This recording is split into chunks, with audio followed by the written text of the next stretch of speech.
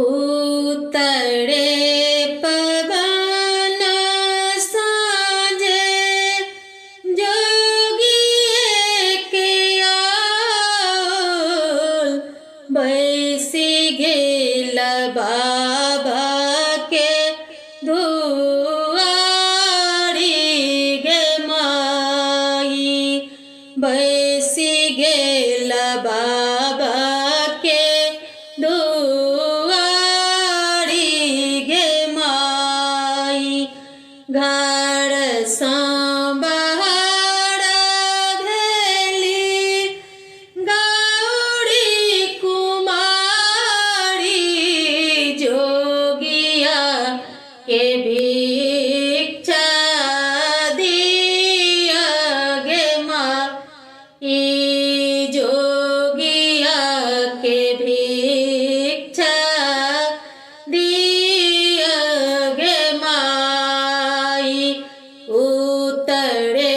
पवन साँझे जोगिए का आल बैसी गेल बाबा के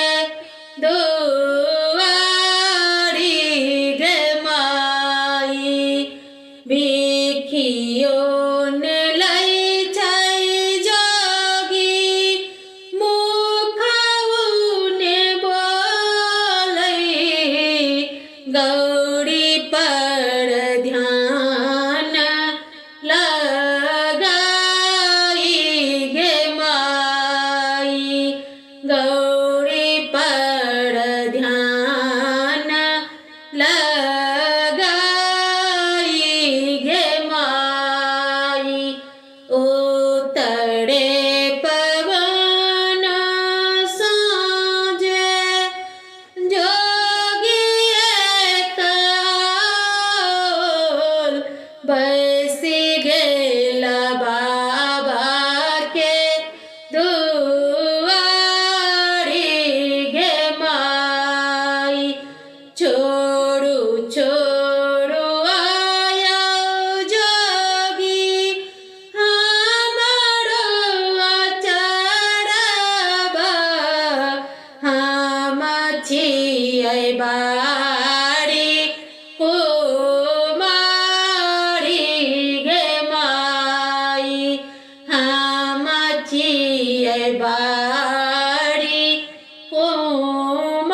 कुमारी गे माई एते टा नगर छै एते लोक बसै छै सब घर कन्या कुमारी गे माई सब घर बेटी कुमारी गे माई उतरे पवन सा जोगिए के आल